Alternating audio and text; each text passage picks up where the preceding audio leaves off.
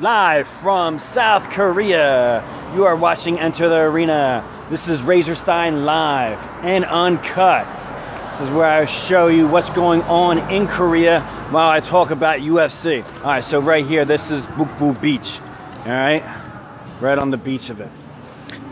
In Pohang, the home of the Korean Zombie, Chang Song-jung, which, you know, I would love to see him fight again. I don't know if he's hurt right now. Anyway, today we're going to talk about Ronda Rousey. She's going to fight in UFC 193 against Holmes. Now, you're saying, well, Ronda's been killing everyone, absolutely destroying everyone. You know, there's no chance for Holmes. It's impossible. Holmes, you know, just won't be able to, you know, hang in a clinch. Won't be able to, you know, take shots against the cage, to a clinch, to a throw. And you know what? If you're thinking that, you're absolutely right. You're like, wait a second. How can you say that? Holmes is undefeated, has great boxing, has great striking. You think that she's just going to be pressed up against the cage, you know, a couple body shots, knee body shots, and then get thrown and put into an armbar? You think it's going to be that easy to beat Holmes? I mean, come on. That's ridiculous. Holmes is undefeated. She's a great striker. How can you say that? How can you not give her the credit that she deserves? That she's been, you know, coming into the UFC just beating people. But you know what? She hasn't been destroying people like Ronda. That's the difference. Ronda destroys people. Ronda, like, you know, absolutely demolishes people in 14 seconds. When she beat Kat Zingano, I was beside myself. I was confused. You know, I put all the numbers together when you think about technique and, you know, preparation and game planning and who has fought who, and you add it all up and you go, okay, well, Kat Zingano, you know, had a mean brawl with Miesha Tate, and Miesha Tate is a freaking monster. You know, she is a warrior. You know, she can go through anything. She broke her leg in wrestling in high school and continued to wrestle the match. She is a mean, vicious woman. And, you know, Kat Zingano beat her in a brawl, throwdown brawl. It was wild.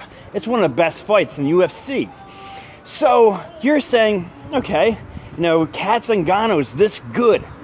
She got beat in 14 seconds. And it's like, well, maybe she got caught.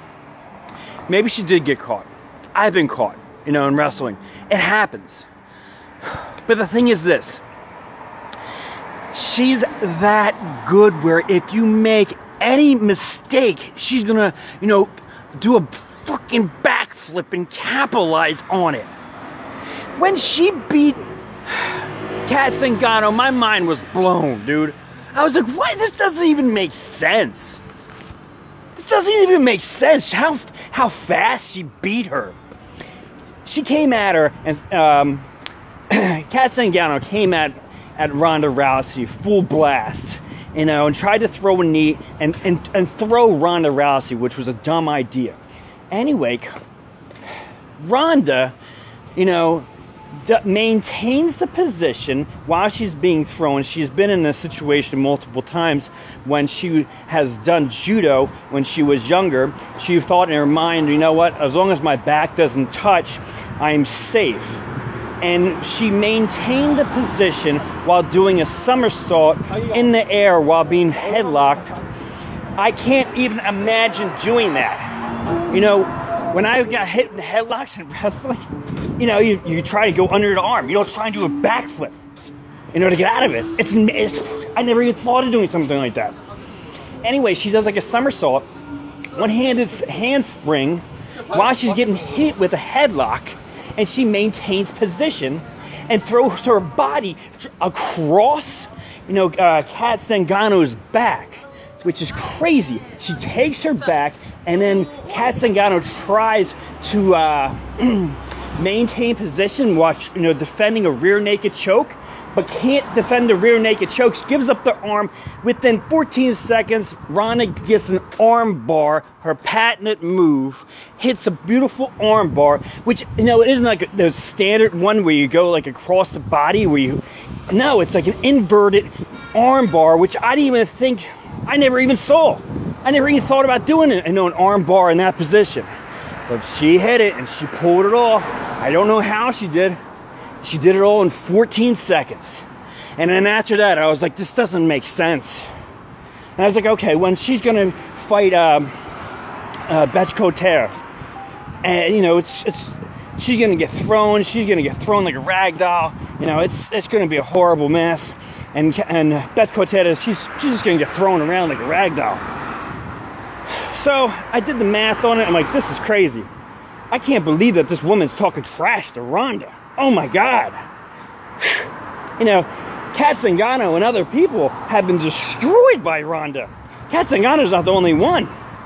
You know, Alex Davis was absolutely demolished in like 5 seconds. You know, when she got caught for a jab, she got caught for jab, knee to the body, thrown with a headlock, and then ground and pounded within 5 seconds when she got caught in that clinch. And the referee had to stop the fight. And Alex Davis started fighting the referee. That's how confused she was. She didn't even know what happened. So anyway, she goes, Ronda Rousey, she goes and she fights Betchkoter, and you're like thinking, hey, she's gonna get thrown like a rag doll. No. Ronda does something even different. She goes and starts throwing haymakers. You know, she's like, I'm bringing it with the haymakers. She starts throwing Dan Henderson right hands. What? What?